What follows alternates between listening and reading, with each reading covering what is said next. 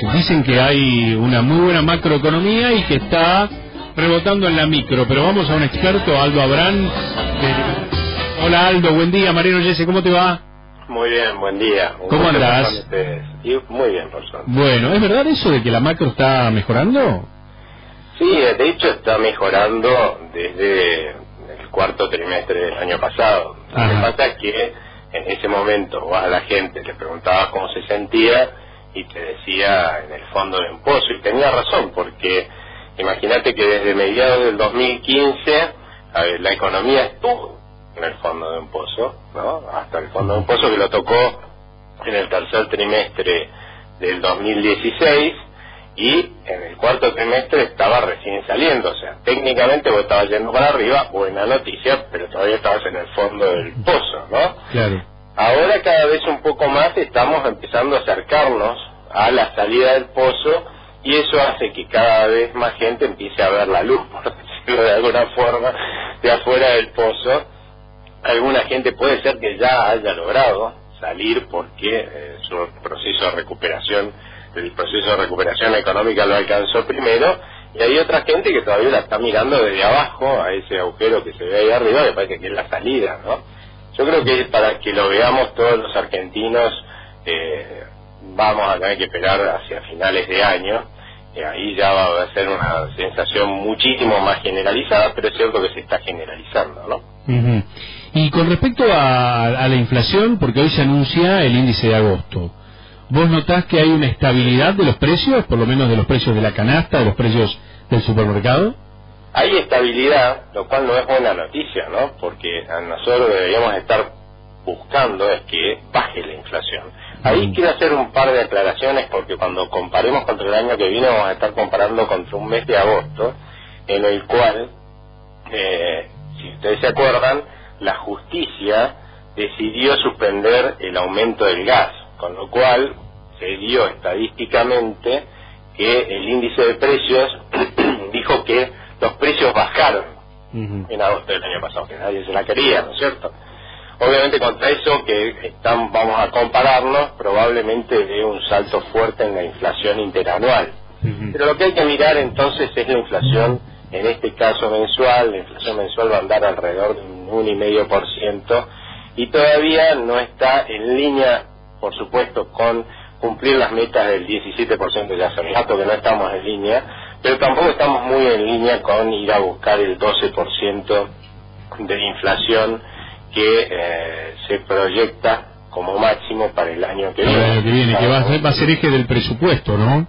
Exactamente, con lo cual yo diría que el Banco Central debería estar haciendo un esfuerzo mayor en ese sentido. El problema que tenemos con nuestro Banco Central es que viene emitiendo mucho, lamentablemente, porque si bien nosotros hemos decidido tener metas de inflación, lo cual implica de hecho que el Banco Central, su único instrumento, que es emitir más o menos pesos, lo debería apuntar solamente a cumplir con las metas de inflación.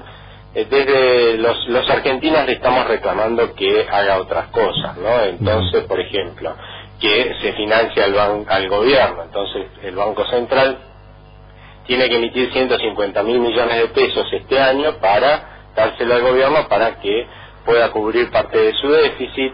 Después, por ejemplo, como el gobierno, ni con todo eso, los distintos niveles de gobierno, las provincias, los municipios de la nación, les alcanza para pagar todo el gasto, ni aún también exprimiéndonos como naranja a los argentinos, lo que hace es toman crédito en el mercado local, se toman todo el crédito, por eso es que la tasa de interés es altísima, y de hecho el Banco Central baja la tasa de interés. Todo el mundo dice que la sube, no, la baja, por eso tiene que emitir tanto, emite mucho, y eso hace que baje la tasa de interés y haya más crédito para la economía, y como con eso todavía el gobierno, a los distintos niveles de gobierno, no les alcanza para pagar de semejante gasto, lo que hacen es tomar deuda afuera, traen todos esos dólares de afuera, los venden en el mercado local. Entonces todo el mundo empieza a hablar de esto, que yo no creo que es el retraso cambiario.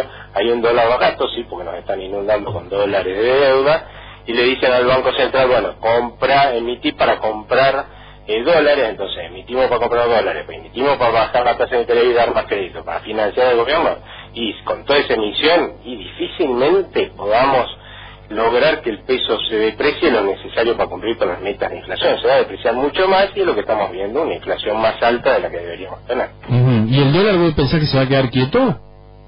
El dólar es posible que dependiendo de las encuestas hacia las elecciones vaya tomando un poco más de fuerza, no creo que muchísima.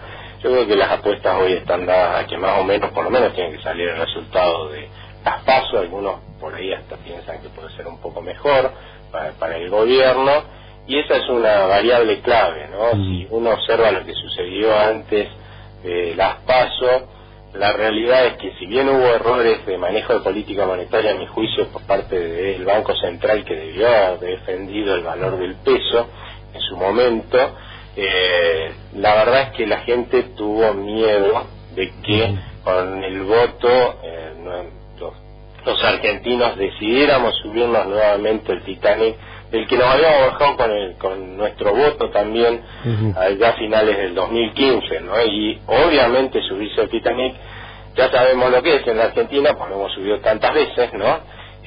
Con lo cual es lógico que en ese caso y con ese temor nos dejemos de demandar pesos, porque la verdad es que los pesos son una de las cosas que más se destruyen en términos de valor cuando los argentinos tomamos malas decisiones, ¿no?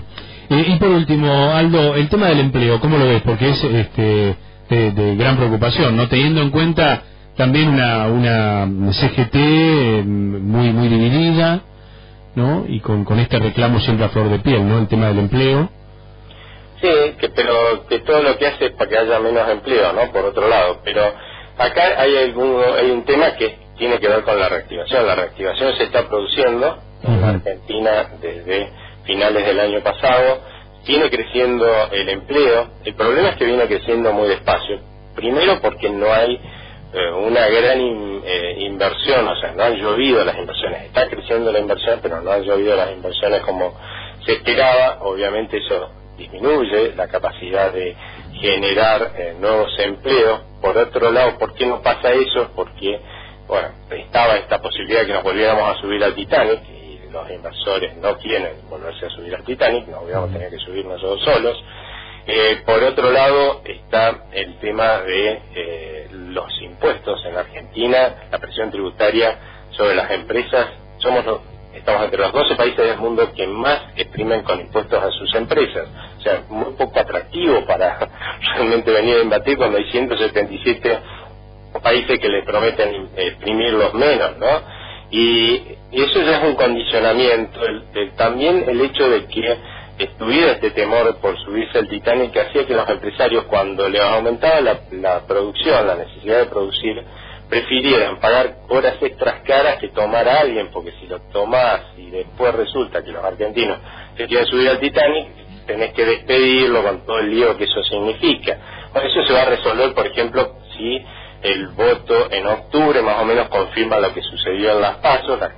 Los empresarios van a estar más predispuestos a invertir y a generar empleo, o sea, dejar de pagar horas extras y tomar nuevos empleados. Pero todavía nos queda algo más, que es justamente que tenemos una legislación laboral y gremial que es desastrosa, que es antiquísima, ¿sí? Porque es de los 40, que tenemos muy pocas modificaciones, las modificaciones fueron para peor, con lo cual realmente generar empleo en la Argentina es medio una locura, ¿no? Entonces tenemos hasta las pymes que en todo el mundo generan más empleo, tratando de sustituir con capital que les resulta carísimo tomar mano de obra. Tenemos que realmente hacer una reforma laboral, porque otro tema que es inentendible, pero que hace justamente a los intereses de los gremialistas, que no necesariamente son los intereses de la gente que quiere trabajar, es que, por ejemplo, está parado el plan joven en el Congreso. Y en la Argentina, tomar un empleado que no sabe hacer nada, porque lamentablemente no tuvo la oportunidad de trabajar y nunca la va a tener así, ¿no? Sale lo mismo que tomar un empleado entrenado. Entonces, ¿quién va a meterse en el lío de tener que entrenar a una persona con lo que eso cuesta, cuando vos podés tomar un empleado, le va a tener que pagar obligatoriamente lo mismo, ¿no?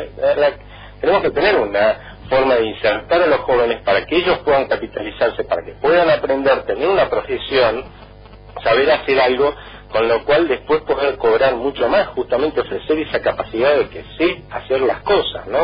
Si no los tenemos así, arrumbados con un desempleo que es muchísimo más alto que la media, ¿no? Claro. Aldo, clarísimo como siempre, un fuerte abrazo, ¿eh? Un abrazo, chao, un gusto. Gracias, Aldo Abrán, ayudándonos a entender la economía, ¿no? En este día donde anuncia la inflación de agosto.